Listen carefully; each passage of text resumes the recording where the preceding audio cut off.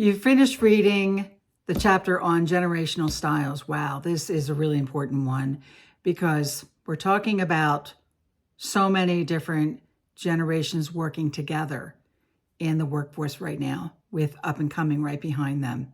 So I begin with a quote from Ken Blanchard, and it's really one of my favorite when he says, "None of us is as smart as all of us." I think that actually could just be the whole chapter right there.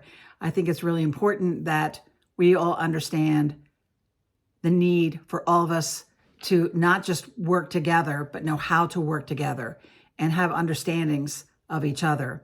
And when we are leaders, that we have knowledge of the multiple generations and a lot of information about them,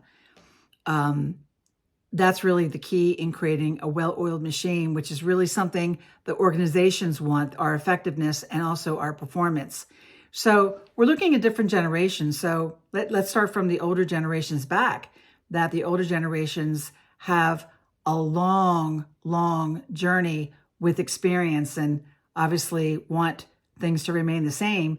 Then you have some of the newer generations who don't have that long history of working, but they're coming on board with new and different ideas and some really current and futuristic skill sets. So our antennas as leaders needs to be up because we need to be able to acquiesce all of the generations together. And we need to be our own message in how we receive them and how we treat them. And I think the most important thing for leaders is to not only individually get to know your team, the different generations, but they all need to get to know each other. But as leaders, we also need to get to know the different generations, which I lay out in detail in the book. And also we can keep in mind one of the most important things, because we're always talking about the differences, and there are differences. Doesn't make them good, doesn't make them bad. They just are. They're differences. But what's really going to make us sit up straight is the information coming out about alpha and beta. That's going to make you sit up straight because there's a lot of information in there about what's to come. And we need to be preparing for that now. So when we talk about all the different generations, one thing that it's really important that we focus on, that the overarching belief by a lot of the generations is that we all just want to trust our leaders and each other. And that's not a bad thing. But by us preparing for the different generations and what's coming, know this: organizational HR leaders, they are also in mode of preparing for that. So when we create a personal connection with the different generations and the different workers, there's something that I'm going to actually read this to you right now with regard to, there's 7 workplace values that transcend all generations. And I think it's really important by starting with this because we need to know that we all come from the same place. Number one, of feeling respected, of being listened to, of having opportunities for mentoring, understanding the big picture, which is always changing, by the way, and receiving effective communication. That's you, leaders. They need effective communication from you. Receiving positive feedback and experiencing an exchange of ideas. That's really not a lot to ask for.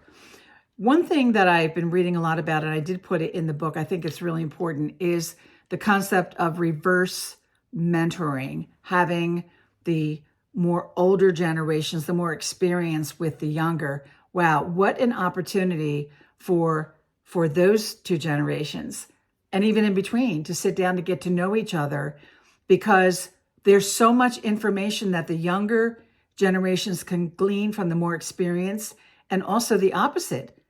Think about the new skill sets, some of the technology, if you will, that can be picked up instantly when our colleague at work who is younger is able to come in and show us instantly how it's done. That's really a win for everyone because it can lead to more knowledge about each other. And also, a lot of the studies are talking about that kinship, if you will, that when colleagues do get along, they're higher performers. So when we're looking at the multi-level generations that are in the workplace, there's a lot of information that I gave a lot of detail and a lot about what's to come. So make sure that you look at that because that's going to be giving us a perspective of where we are headed. We think about the learning development. We think about what's going to be important in the workplace. What we used to think was important for us in the workplace is going to be changing because we have other generations coming in and their priorities are different. So as leaders, sometimes we think, why do we even get out of bed every morning? There's so much to remember. It's not hard. It's just a matter of understanding people, and the generations are forthright with information about what we need. So we need to pay attention to that so that we can give that to them. So again, I'll see you at the end of the next chapter. Thank you.